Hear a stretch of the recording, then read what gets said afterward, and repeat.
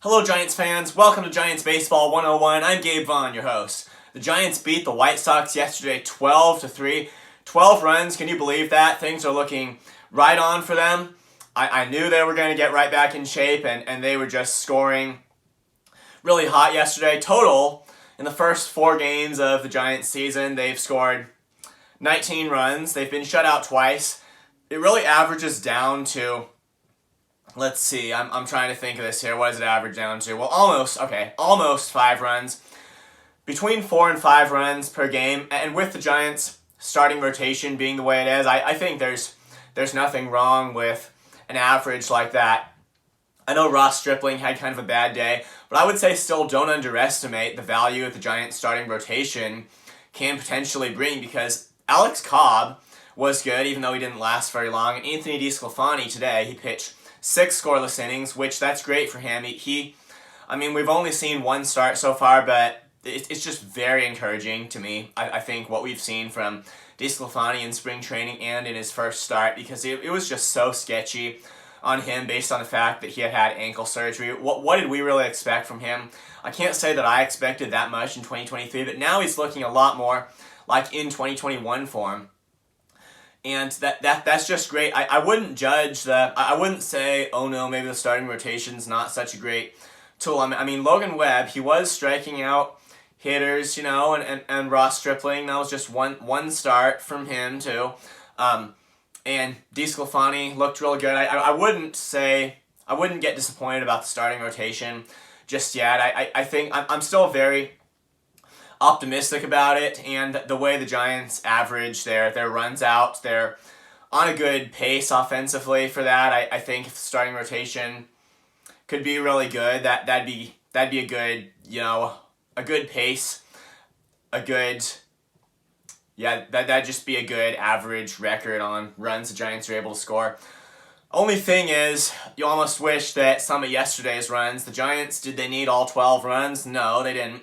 You almost wish they could have been saved for another game. And 2 of the Giants games, they were shut out. So so far, the first 4 games this season, it's just been a big mix of getting shut out and killing it offensively, which that's not uncommon for the Giants at all. And I'm sure we remember there just been the high points and the low points.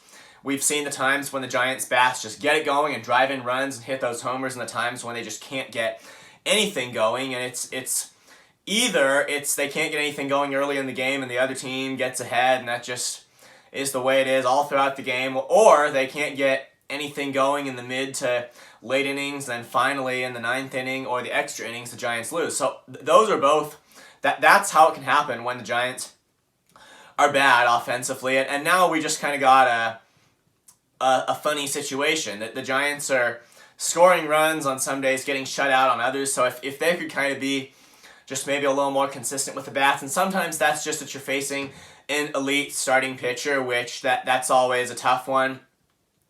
So the Giants, when we've just seen 4 games, so there's no reason to think that it's all going to be a seesaw the whole season long, and the Giants' bats are just going to get hot one day and cold the next. And that would probably be a pretty bad thing in general, because on the days they win, they'd be scoring a lot more runs than they need. And the days they lose, if they're getting shut out, it's just if they're scoring so many runs, they're adding on runs that don't matter and not doing it on the days where they do. That would be a real situation where they would highly underplay their Pythagorean record just because of not being able to be consistently smooth and all that. But I don't have any reason to expect that it's always going to be this kind of a seesaw. And it was just super encouraging what we saw against the White Sox, this 12-3 win here. I'm really happy about it. I would think that Logan Webb would be pitching today. I can't remember for sure, but I think he would be, 4 days of rest. Let's see how he is against the White Sox. They're slightly, well, I don't know about slightly, they're a pretty inferior team to the Yankees, excuse me there. But yeah, the Giants, they take game 1 here of this series. That was great what we're seeing from them.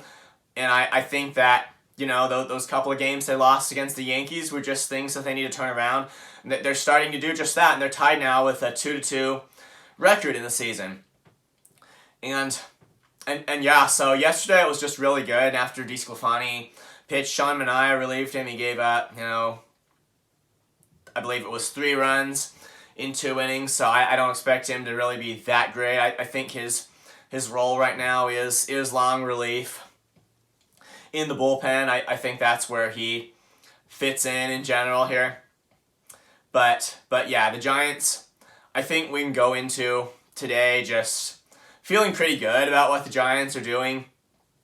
I feel pretty good about these first 4 games, and they've proven that they can score runs, and the bats need to get going, and they need to get their runs home, obviously. And Logan Webb, he was projected to be, pretty good, I think, this regular season. And his first start, he gave up some runs. He got hit a bit in his first start. I would say just give him a chance. If you've lost a little bit of confidence in Logan Webb, I know what I was saying on his first start of the season. I have to say I was pretty disappointed in it myself. But, from the majority of perspectives, people are actually excited about the fact that he was able to strike out 12 in that first start. So I'm not going to give up on...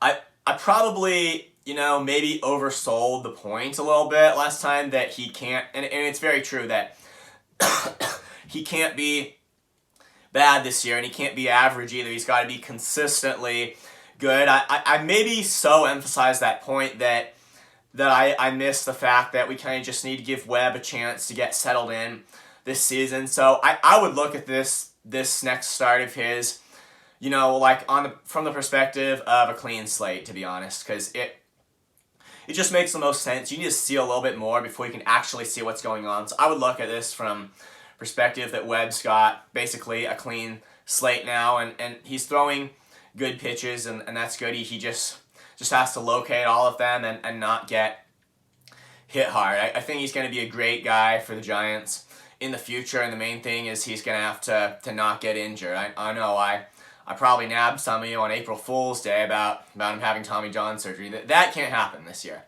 So yeah, I would say that's where the Giants stand. I'm very encouraged about what I'm seeing them do. I just think they need to... I think really with the offense and the coaches, especially the hitting coach, is going to have to be involved in this. They're going to have to really work on their approach, and just see what on the days that they're hot, what is it that goes right for them. On the days that they're cold, what is it that goes wrong, and really adjust their approach, I think, accordingly. And obviously, whatever specifics have to be put in place against whatever particular pitcher, that's going to play a factor too. I think it might be just an issue of seeing what goes right and using it. And of course, a ton goes into this. I mean, who hits fastballs the best, who hits breaking balls the best, what they're doing on those pitches, and the approaches too that the hitters are taking in certain counts. And I can't say that I know all of that, but I think that it's not too early in the season to really start assessing what's working and what's not, and when to be aggressive and when not to. And that is so complicated, against the starting pitchers, in the bullpens of different teams. It's going to be different, obviously, but I just see that as probably a factor, given that the Giants scored, they got shut out in their first game, then they score 7 runs, they get shut out again, and then they score 12 runs. There's probably something going on here, and part of that, it could just be a pitcher's on his game, or he's not, and then the Giants just need to take advantage of all that. They need to hit all the pitches that are hittable, basically, and obviously spread out their offensive performance a bit if they need to hit all of the pitches that get in those hittable locations, on every day that it happens, when pitches get thrown into a location that the pitcher never intended, that the hitters need to be ready to capitalize on it. And I just think even on days when the offense is cold, and there is a pitcher who's throwing to his locations and executing all his pitches just about perfectly, the Giants just need to be ready on those days. They don't seem to have a problem being ready when the other team's pitching's off. They got hitting, they got power. I'm really encouraged by what I see there. I think they just need to be ready on days when the opposing pitcher is really tough and is executing everything really well. They need to be ready when that if that mistake does come, if the pitching, if the defense does give them something, then they just need to be ready to take it. So we'll hope that's what they see here, and it'd be great if they could go for a sweep, against the White Sox, and I definitely think that they will at least win this series. I definitely would predict the Giants to win this series. I'm just so confident about that. Thank you for watching. This has been Giants Baseball 101. Please subscribe if you haven't. Also, please leave your questions and comments. You know where to do that. I'll see you next time on Giants Baseball 101.